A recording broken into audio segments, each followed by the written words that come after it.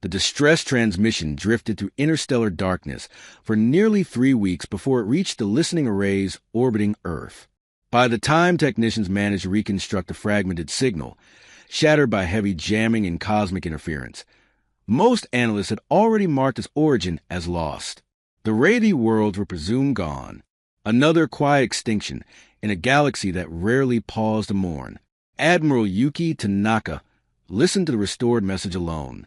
She sat in the dim stillness of her private quarters aboard the carrier, enduring hope, hands folded tightly, posture rigid as if bracing for impact.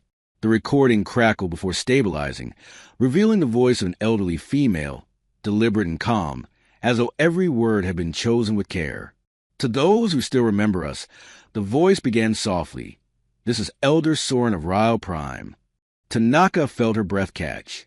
Our outer colonies have fallen. Our fleets are ashes. Our people are being taken, cataloged, transported, erased. A pause followed, heavy with unspoken grief. We do not ask for rescue. We know no one is coming. The galaxy has already moved on. Static hissed briefly before the voice returned. Quieter now. We only wish to say goodbye, and to send our final hopes to the small blue world we once helped long ago. We hope humanity survived. We hope you grew strong. We hope you found peace among the stars. Another pause. We regret nothing. The message ended. Silence filled the room, thick and suffocating. Admiral Tanaka closed her eyes as the weight of history pressed down on her chest. She did not need the intelligence reports to know the truth. The Dominion Collective had begun another cleansing campaign, and the Repay, gentle, insular, politically inconvenient, were simply in the way. 50 years earlier, Earth had nearly shared their fate. Before Tanaka was born, a biological catastrophe had swept across her homeworld. Entire cities collapsed in weeks. Billions died. Governments fell.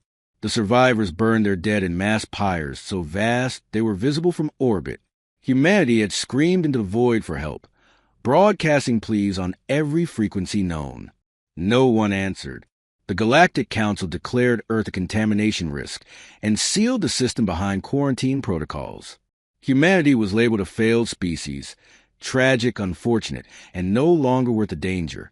Except one species had disagreed. The Repay had come quietly, in defiance of their own leadership. A small convoy of merchant vessels slipped past quarantine lines, carrying medicine, researchers, and volunteers. They brought a cure. They brought doctors. They brought hope when hope no longer existed. The cure saved what remained of humanity. Repay physicians stayed on Earth for years, teaching human scientists how to replicate treatments, rebuild hospitals, and restore broken infrastructure. Many of them paid for that kindness with their lives. Earth's pathogens, harmless to humans, slowly destroyed Repay immune systems. They knew the risk. They stayed anyway. The galaxy did not forgive them. Sanctions followed. Trade collapsed. Their political influence withered. Over decades, the Repay faded into obscurity. Quiet, marginalized, forgotten by nearly everyone. Everyone except humanity. Tanaka's grandmother had been a child during the plague, orphaned within days. She survived because a young Repay medic named Soren had held her hand during the worst nights and whispered reassurances she barely understood but never forgot. That same Soren was now old, hunted, and waiting to die. Tanaka stood abruptly and activated her console. Request emergency session with Earth Command, she ordered. Immediate priority. The council chamber filled within the hour. Holographic figures flickered to life. Military leaders, diplomats, strategists, each face etched with concern as Tanaka played a recovered transmission. No one spoke while the message echoed through the chamber.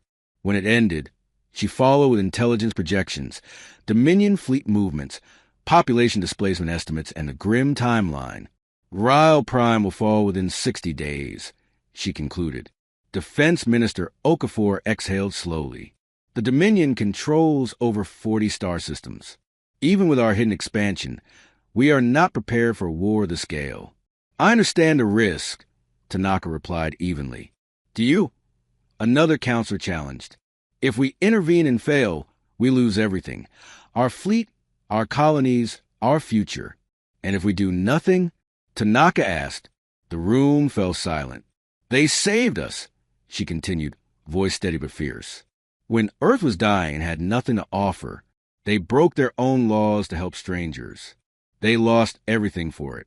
And now they face extinction while we debate acceptable losses. The Council will not support unilateral action, Ambassador LRA Okonkwo warned. Many already fear humanity's growing strength. Then we act without them, Tanaka said. Give me the ships that officially don't exist, the weapons marked as decommissioned. If I fail, Earth denies involvement. If I succeed, the galaxy learns who we really are. The vote was narrow, but it passed. As Tanaka left the chamber, Okonkwo stopped her. I can't give you fleets, she whispered, but I can delay the council. I can buy you time. That's enough, Tanaka replied. That night, encrypted orders rippled through hidden shipyards and forgotten bases. Vessels long declared destroyed powered up in silence. Soldiers training for contingencies finally learned the truth. Far away, the Raythi waited for the end. They did not know humanity was coming. Beyond the orbit of Neptune, hidden behind a frozen shadow of a lifeless moon, the impossible began to assemble. Ships arrived without announcement. No running lights, no broadcast signals, no active scans. They slipped out of hyperspace like phantoms, one by one, gliding into carefully plotted positions. To any external observer, there was nothing there, just empty space and drifting ice. But within that silence, a fleet was forming. These vessels officially did not exist. They had been listed as lost in training catastrophes, dismantled due to budget cuts, or rendered obsolete by treaty agreements. Their crews were ghosts as well. Personnel reassigned, records altered, careers quietly redirected into non-combat roles. Humanity had learned long ago that survival required patience. On the flight deck of the carrier Relentless, Danny Webb stood motionless at the observation viewport, watching another destroyer slide into formation. Its hull bore no markings, its surface matte black and scarred, built for function rather than display. He swallowed hard.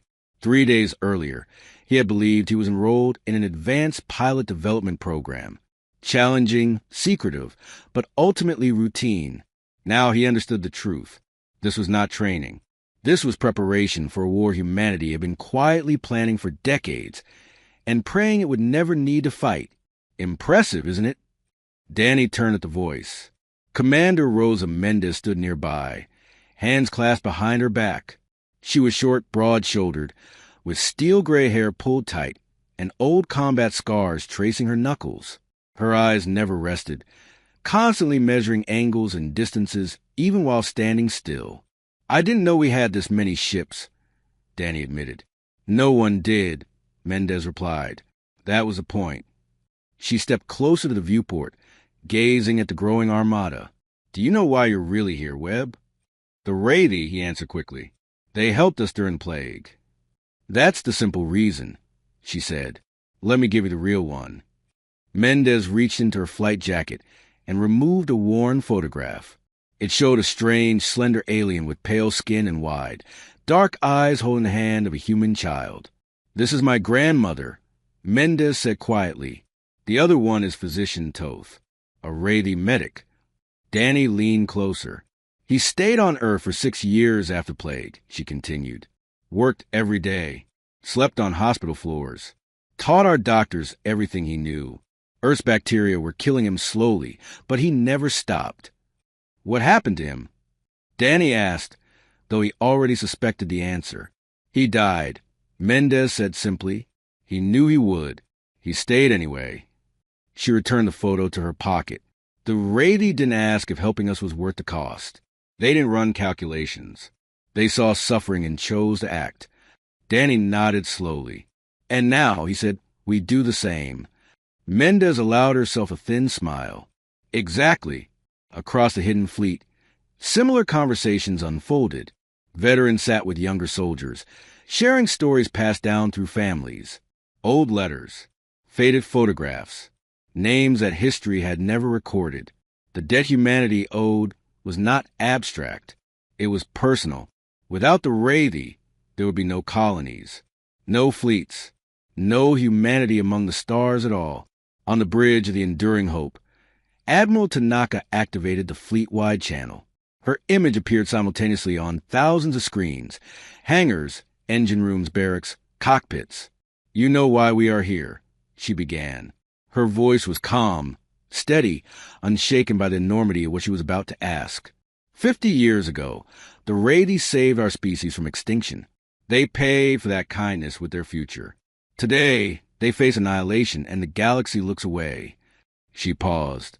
The Dominion believes strength excuses cruelty. They believe no one will fight for a species with nothing left to offer. Today, we prove them wrong. Danny felt something tighten in his chest. "We will face superior numbers," Tanaka continued. "We will take losses. Some of us will not return, but we fight for something the Dominion cannot understand." She leaned forward slightly. "We fight because we remember." Across the fleet, engines powered up, weapons charged. Crews move with quiet efficiency, aware that every check might be their last. On Earth, Ambassador Akon Quo worked through the night at the Galactic Council, deflecting inquiries, delaying votes, creating confusion. She could not reveal the truth, but she could buy time. In the ship's memorial chamber, Tanaka stood alone before rows of images. Humans and Raythi alike, united by sacrifice. She paused before one photograph, a young Raythi woman with gentle eyes. "We're coming, Soren," Tanaka whispered. "Hold on." The fleet jumped to hyperspace in perfect silence. The war to repay a half-century-old debt had begun. They emerged at the edge of Raythi space to find devastation. Destroyed stations drifted in pieces. Civilian transports lay torn open, frozen passengers still strapped into seats. Entire cities were reduced to scorched scars across planetary surfaces. "Dominion standard procedure," reported Commander Hicks. "Clear the outskirts. Funnel survivors inward." "How many?" Tanaka asked quietly. "At least 3 million dead or captured in this sector alone." The bridge fell silent. "Contact," the sensor officer called. "Dominion patrol, 6 ships. They've spotted us." Tanaka straightened. "Battle stations." The Dominion commander's voice echoed across open channels, dripping with arrogance. "Unidentified vessels. You are trespassing in Dominion-controlled space. Power down and prepare to be boarded." Tanaka replied without hesitation. "This is Admiral Yuki Tanaka of Earth. We are here for the Raythi. Stand aside." A pause. Then laughter. The Dominion ships opened fire. They would soon learn what humanity had become. The Dominion patrol advanced with the lazy confidence of predators who had never known resistance. Their ships were angular and polished, built as much to intimidate as to destroy. They had conquered dozens of lesser fleets that froze the moment Dominion cannons locked on. They expected the same now. Admiral Tanaka did not order evasive maneuvers. She ordered an advance. "Close distance," she said calmly. "All ships, full combat posture." The Dominion commander hesitated. No species charged headlong into Dominion firepower. They maintained range. They calculated losses. They withdrew when projections turned unfavorable. The human fleet did none of those things. Human ships surged forward, engines flaring, armor angled deliberately toward incoming fire. Rail cannons thundered at close range. Missiles screamed through space, guided by systems the Dominion had never encountered. The first Dominion cruiser vanished in a bloom of white light. "What?" the Dominion commander began, his voice cracking as alarms drowned him out. Human tactics were brutal and personal. They did not trade distant volleys. They forced proximity, exploiting their heavier armor and faster reaction times. They shielded damaged allies instead of abandoning them. They fought like a species that had learned survival the hard way. Danny Webb plunged into the chaos with his fighter squadron, heart hammering as laser fire stitched the darkness around him. His training vanished under instinct. He targeted weak points, sensor clusters, shield nodes, exposed conduits, spots larger Dominion vessels struggled to protect. "Wing 2, break left," he shouted. A human fighter took a direct hit, spiraling as atmosphere vented violently into space. "Pilot still alive," came the strained report. Doctrine demanded Danny move on. He ignored it. Webb rolled hard, interposing his fighter between the damaged ship and two advancing Dominion cruisers. "Webb, fall back." Commander Mendez snapped over comms. "Negative," Danny replied. "I've got her." The carrier relentless shifted course, deliberately placing itself between the fleeing fighter and enemy fire. Dominion cannons hammered its hull, cracking armor plates and igniting secondary fires, but the carrier did not break formation. Within 20 minutes, for Dominion cruisers were wreckage. The remaining two fled. The human fleet had taken damage, but they had lost nothing that mattered. On a distant command platform above Ryle Prime, Overlord Kren stared at the after-action report in disbelief. He read it once, then again. "Destroyed," he demanded. "By who?" "Humans, Overlord," his aide said carefully. "From the quarantine system." Kren's mandibles tightened. "Impossible. Humans were primitives.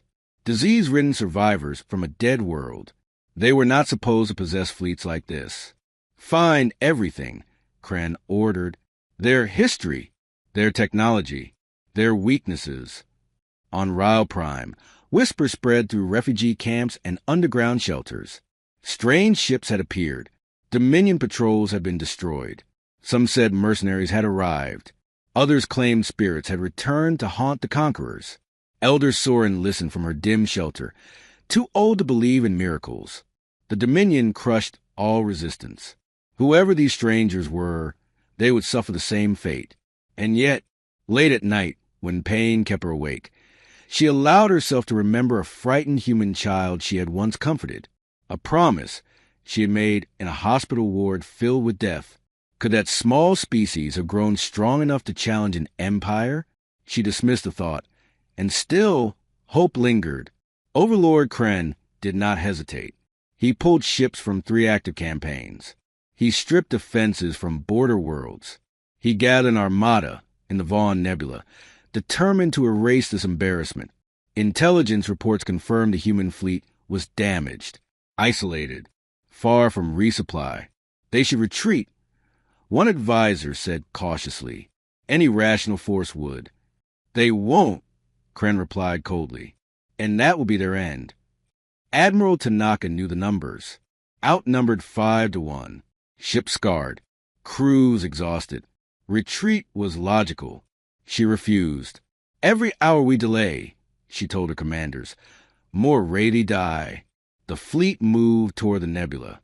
"We cannot win through firepower," Tanaka broadcast as stars twisted into hyperspace. "We cannot win through tactics alone." Her voice was steady. "We win because we are willing to lose more than they are." The battle began in the red glow of the nebula, a storm of plasma and light. Danny Webb flew straight into it. Fear burned away by focus. Their target loomed ahead, the Dominion flagship Crushing Tide. Its shields were impenetrable from range. Someone had to go inside the formation. Commander Mendez led the charge. "Stay tight," she ordered. "Don't stop moving." They dove into hell. Point defense fire filled space with lethal precision. 2 pilots vanished in the first 30 seconds. Another rammed the Dominion destroyer after losing engines, sacrificing himself to cripple the enemy. Mendez took a hit that tore away half her wing. She kept flying. Webb felt something slam into his cockpit. Pain flared as metal fragments shredded his left arm. His targeting systems died. Blood filled his glove. "Webb, you're hit," Mendez shouted. "Fall back." "Negative," he gasped. "I can still fly." "That's an order." "Respectfully, Commander, I'm not leaving." The shield generators filled his view. He flew on instinct. He fired everything. The generators detonated. For one heartbeat, the Crushing Tide was naked. The human fleet unleashed everything they had. Missiles tore into the flagship. Armor peeled away. Systems failed. The massive vessel began to break apart. Overlord Kren escaped in a pod seconds before his bridge was obliterated. Without their command ship, the Dominion fleet fractured. Some fled. Some fought on and died. Hours later, the nebula was silent. Human losses were devastating. Nearly half the fleet destroyed. Thousands dead. Danny Webb was pulled from his wreckage barely alive, his arm gone, body shattered, but breathing. Admiral Tanaka stood amid the ruin and recorded a message broadcast across the galaxy. "We are humanity," she said. "We remember those who helped us. We repay our debts." The galaxy was listening now, and nothing would ever be the same. Admiral Tanaka's broadcast did not travel quietly. It erupted across communication relays, trade networks, and forgotten monitoring stations like a shockwave. Species that had never heard the word humanity before replayed the message in disbelief. Others, older civilizations with long memories, felt an uneasy stirring as ancient assumptions cracked. The Dominion Collective had been wounded, not slowed, not inconvenienced. Wounded, in council chambers across known space. Projections were revised, threat models recalculated, and uncomfortable questions asked. If a quarantined species could cripple a Dominion invasion fleet, what else had the galaxy misjudged? On Earth, Ambassador Akon Quo watched the political fallout unfold in real time. The council chamber buzzed with overlapping transmissions, panicked delegates, and hastily assembled committees. "This is reckless aggression," one ambassador shouted. "They provoked the Dominion," another argued. "They shattered the balance." Akon Quo stood calmly amid the chaos. "They honored a debt," she said, "and exposed a lie we've all been comfortable believing, that kindness is weakness." Some delegates refused to meet her gaze. Others leaned forward, listening. Smaller species, those long bullied by larger powers, watched the recordings in silence. For them, the Battle of the Vaughn Nebula was not frightening. It was inspiring. On Ryle Prime, the news arrived in fragments. Dominion occupation forces jammed civilian networks, but rumors spread anyway. Whispered accounts of destroyed warships, of an overlord fleeing his own flagship.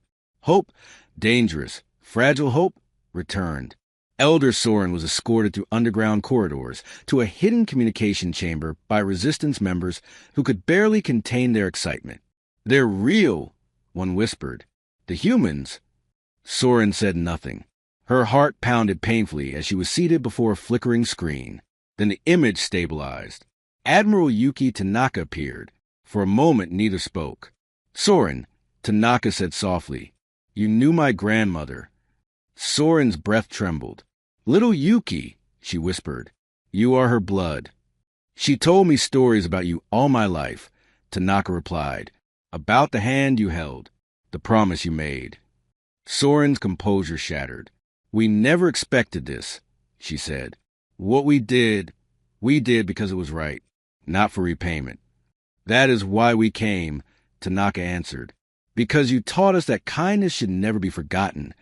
The transmission ended, leaving silence and tears in its wake. On the Dominion capital world, Overlord Kren knelt before the High Command. His defeat had not gone unnoticed. "You underestimated them," a senior voice echoed through chamber. "They are primitives," Kren snarled. "From a death world." "Then why do they still stand?" another demanded. Kren lowered his head. "Because they fight differently. They fight for memory." The High Command authorized escalation, total annihilation.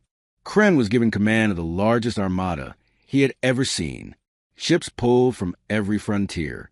Firepower enough to shatter planets. This time, he vowed, there will be no survivors. Admiral Tanaka knew what was coming. Her fleet limped toward Ryle Prime. Repairs incomplete, losses still fresh. They were alone. No reinforcements.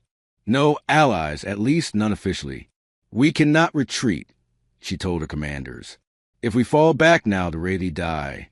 The final engagement began without ceremony. Kren's armada emerged from hyperspace like a tidal wave of steel, blotting out stars. Human ships moved to intercept, positioning themselves between the planet and extinction. Danny Webb sat in a borrowed fighter, his new prosthetic arm stiff against the controls.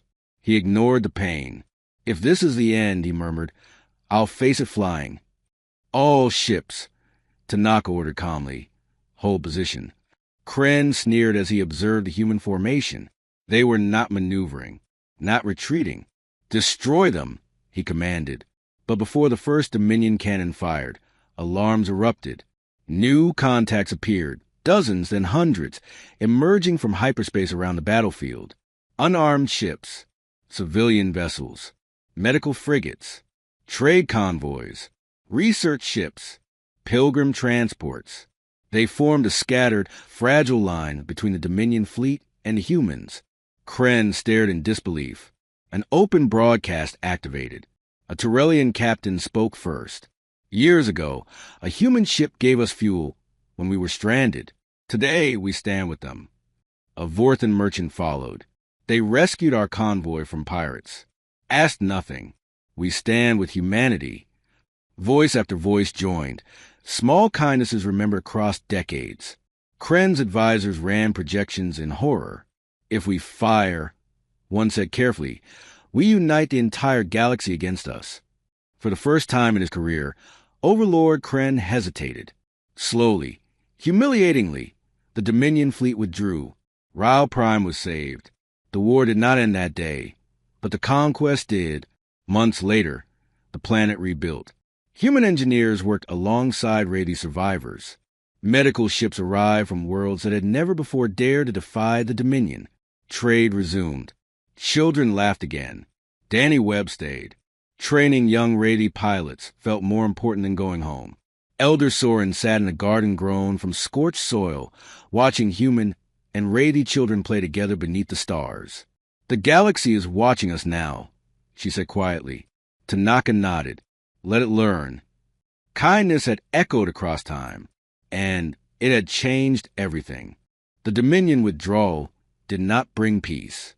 It brought humiliation, and humiliation was something the Dominion Collective had never tolerated. Across their territory, commanders tightened their grip. Worlds already under Dominion rule felt the pressure increase as Overlord Kren began rebuilding his shattered authority through fear. Executions became public. Occupations grew harsher. The message was clear.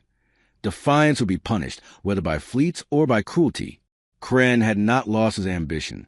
He had lost patience. Humanity's intervention had not only saved the Rady, it had exposed a dangerous truth. Empires could bleed, and once the galaxy understood that, fear alone would no longer be enough to rule.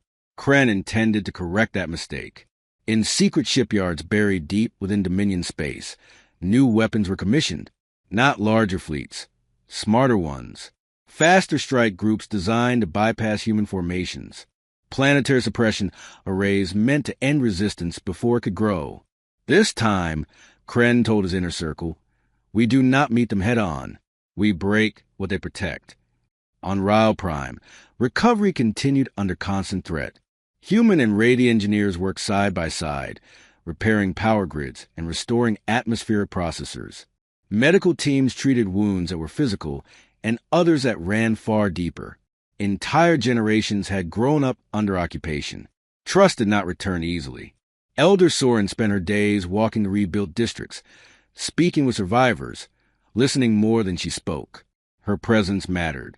She was living proof that kindness had not been a mistake. One evening, she stood beside Admiral Tanaka beneath a temporary sky dome, watching cargo ships descend in graceful arcs.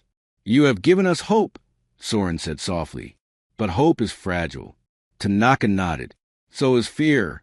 That's why the Dominion relies on it. Soren studied her. And what does humanity rely on? Tanaka considered before answering. Memory. Danny Webb learned to live again. His prosthetic arm responded slowly, awkwardly, but he trained until the movements became instinct. He refused reassignment. Instead, he volunteered to help establish a joint defense academy, one that trained human and Rady pilots together. Some Rady were hesitant at first. Humans were loud, direct, reckless, but they stayed when things got difficult. They listened, they adapted, and they did not leave when danger returned. Slowly, trust formed.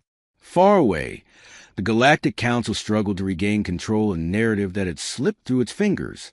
Sanctions against Earth stalled. Too many smaller species quietly opposed them. Too many delegates remembered the civilian ships that had formed a living shield over Ryle Prime.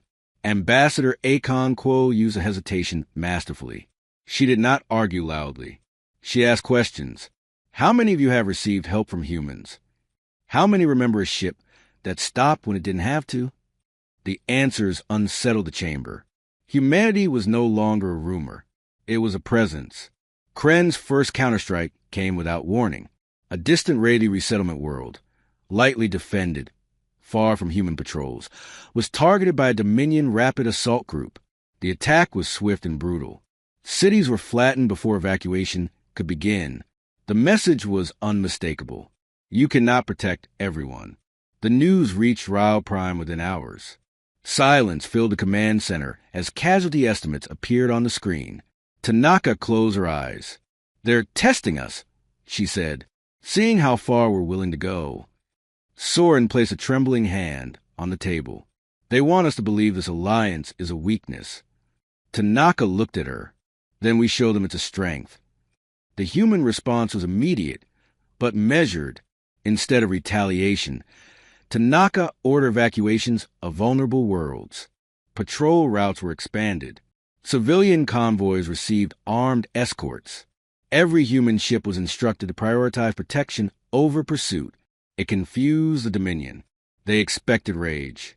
They got resolve. Kren watched reports pile up. Intercepts thwarted. Ambushes avoided. Civilians saved. Humanity was refusing to play the game he understood. "They're denying us terror," an advisor warned. "They're turning defense into influence." Kren's mandibles tightened. "Then we end this decisively." Plans began forming for a single overwhelming strike, not against fleets, but against symbols. If the Rady could be broken publicly, the galaxy would remember who truly held power. Unbeknownst to him, those plans were already unraveling. Information leaked. Small acts of defiance multiplied. Dominion supply lines were sabotaged by species who had once stayed silent. Navigation data went missing. Communications glitched at critical moments. The galaxy was not united, but it was no longer obedient. On Ryle Prime, a memorial was unveiled. Simple stone etched with thousands of names, human and Rady together. Danny stood among the crowd, his prosthetic hand resting against the cool surface. Mendez stood beside him. "We'll lose more," she said quietly. "I know," Danny replied, "but not everything." Above them, human and Rady ships patrolled the sky together. The Dominion had tried to crush a kindness remembered. Instead, it had awakened something far more dangerous, a galaxy that had begun to choose. Victory did not arrive with celebration. It came with silence. In the weeks following the Dominion's withdrawal, Admiral Tanaka walked through the damaged corridors of her flagship, stepping over scorched plating and emergency patchwork, still warm from repairs. Every ship in the fleet bore scars. So would never fly again. Entire decks were sealed, too damaged, too haunted. Humanity had won something far more fragile than territory. They had won time. Casualty reports arrived in waves. Names, faces, stories abruptly ended. Pilots who had joked hours before launch. Engineers who had stayed at their posts until the hull split open. Medics who died shielding wounded strangers from species they had never met before. Tanaka signed every report personally. She refused to delegate that burden. "They didn't die for strategy," she told her senior officers. "They died for a promise. We will not cheapen that." On Ryle Prime, rebuilding began almost immediately. Temporary shelters expanded into neighborhoods. Power grids flickered back to life. For the first time since the invasion, the night sky was free of Dominion warships. The Rady people emerged slowly, cautiously, as if afraid hope might vanish if embraced too quickly. Human engineers worked side by side with Rady technicians, communicating through translators, gestures, and shared exhaustion. The barriers between species eroded faster than anyone expected. Pain was a universal language. Danny Webb found himself assigned to a flight training wing made up of young Rady volunteers. Most had never seen combat. Some had lost entire families. All of them carried quiet rage and fragile determination. "You don't fly to kill," Danny told them during their first session. "You fly to protect the one next to you. Remember that, and you'll live longer." One of the trainees raised a thin hand. "Is that how humans fight?" Danny paused, then nodded. That's how he survived. His prosthetic arm still felt alien. Some days it obeyed him. Other days it reminded him of everything he had lost. But every time he considered returning to Earth, he remembered the sight of Ryle Prime burning. This was where he was needed. Across the galaxy, reactions continued to ripple outward. The Dominion Collective denied defeat publicly, labeling the retreat as a strategic realignment. Few believed them. Trade routes once controlled by Dominion fleets grew suddenly cautious. Smaller powers began refusing tribute.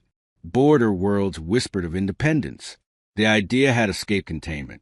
At the Galactic Council, Ambassador Akon Quo navigated a political storm unlike any she had faced before. Motions to sanction Earth failed repeatedly. Too many delegates hesitated now. Humanity has changed the rules. One council member admitted privately, not by force, but by memory. Still, fear lingered. What happens, a larger power asked, when humans decide we owe them? Akon Quo answered honestly. Then you should ask yourself how you treated them. Overlord Kren watched these developments from the shadows of disgrace. Though spared execution, his authority was diminished. The High Command did not trust him, but neither did they underestimate humanity any longer. They fight as if death is familiar, one strategist warned, as if loss does not deter them. They come from a death world, another replied grimly. It shaped them. Kren clenched his fists. They will not stop, he said, as long as they remember. Back on Ryle Prime, Elder Soren's health continued to fade. The years weighed heavily on her fragile body, but her mind remained sharp. She requested one final meeting with Admiral Tanaka. They met in the garden, soil brought from Earth mixed with Wraithy seed stock, symbolically blended. You paid too high a price, Soren said gently. Tanaka shook her head. We paid what we owed. You owe us nothing. That may be true, Tanaka replied, but gratitude is not a transaction. It's a responsibility. Soren smiled faintly. Then teach the galaxy that lesson. The next day, Elder Soren passed quietly, surrounded by both Wraithy and humans. Her funeral was attended by delegates from 6 species, something unthinkable only months earlier. Her story spread. A healer who defied empires. A kindness that survived extinction. In her honor, the rebuilt spaceport was renamed Soren Station, a neutral haven for medical and humanitarian vessels. Humanity insisted on no recognition, but the galaxy remembered anyway. Months turned into a year. Trade alliances shifted. Smaller species reached out to Earth cautiously at first, then with growing trust. Joint patrols began appearing along former Dominion routes, not under human command, but alongside them. Humanity never claimed leadership. They simply showed up when needed. Danny Webb watched one such patrol depart from Ryle Prime, human and Wraithy fighters flying in shared formation. For the first time since the war, he felt something close to peace. Admiral Tanaka prepared her final report to Earth Command. It was not a victory declaration. It was a warning. We have taught the galaxy something dangerous, she wrote. That compassion, once remembered, can reshape power itself. Her final line was simple. We must live up to it. Far away, in regions still under Dominion influence, oppressed worlds listened quietly and waited. Victory did not arrive with celebration. It came quietly, carried on exhausted breaths, broken hulls, and the silence left behind when the guns finally stopped. The Dominion fleet's withdrawal saved Ryle Prime, but it did not erase the cost of what had been lost. Human ships drifted in controlled orbits, many scarred beyond recognition. Entire sections were held together by temporary force fields and determination. Medical bays overflowed. Names were read aloud in hushed voices. Admiral Tanaka walked the corridors of the Enduring Hope, stopping often to speak with wounded crew members. Some saluted, some simply nodded, too tired for formality. Every face she passed carried the same unspoken truth. They had survived, but they would never be the same. In one medical bay, Danny Webb lay staring at the ceiling, his prosthetic arm resting beside him while doctors adjusted neural connections. Pain flickered across his face, but his eyes were clear. "You should be home," a medic told him gently. Danny shook his head. Not yet. He had lost friends. He had lost part of himself. But for the first time in his life, he knew exactly why he had fought. Across Ryle Prime, reconstruction began almost immediately. Human engineers deployed modular shelters while Rady survivors salvaged what they could from the ruins of their cities. Fields that had once burned now held the first signs of regrowth. Elder Soren watched it all from a raised balcony overlooking the capital's remains. She leaned heavily on her staff, age weighing on her bones, but her eyes were alive with something she had not felt in years. The future. You should rest, a young radiate urged. I have rested enough, Soren replied. Now I watch. She saw human soldiers helping Rady elders, human medics learning Rady physiology, children of both species sharing food, without fear. This was not an alliance written on paper. It was something stronger. Far away, on the Dominion capital world, Overlord Kren stood before the High Command once more. The chamber was colder this time, less forgiving. You failed, a voice intoned. Kren did not deny it. I was outmatched by something we did not understand. Explain. They fight for memory, Kren said, for debts older than strategy. That makes them dangerous. The High Command deliberated in silence. At last, a decision was made. The Rady campaign was officially terminated. Publicly, it was framed as a strategic realignment. Privately, it was fear. Humanity had demonstrated something the Dominion could not easily counter. Loyalty that inspired others to stand beside them, even unarmed. Across the galaxy, consequences rippled outward. Small species began sending quiet messages to Earth. Requests for trade, requests for dialogue, requests for protection, not as subjects, but as equals. Ambassador Akon Quo worked tirelessly, shaping these first fragile connections. She refused formal military pacts. Trust must come before treaties, she insisted. Back on Ryle Prime, Admiral Tanaka met Elder Soren in person for the first time. The old Rady studied Tanaka's face, tracing familiar features. She looks at the world the same way you did, Soren murmured, with stubborn hope. Tanaka bowed her head. She taught me what you taught her. Soren reached out, resting a fragile hand against Tanaka's sleeve. Then my people were not forgotten.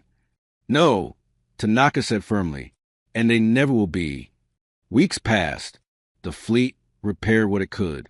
Memorials were raised where ships had fallen, marked by names rather than ranks.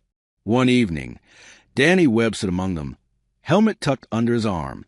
The stars above Ryle Prime were brighter than Earth's, clearer, sharper. Commander Mendez joined him. You flew well, she said quietly. So did you, Danny replied. She nodded once. The galaxy will remember this. Will it? He asked. Mendez looked toward the planet below. Maybe not forever, but long enough. As humanity prepared to reduce its military presence, new ships arrived, not warships, but transports filled with volunteers, teachers, engineers, doctors. Species that had once been silent were choosing sides, not because they were forced to, but because they remembered small acts of kindness humanity had never thought important enough to record. Elder Soren's health declined as winter approached.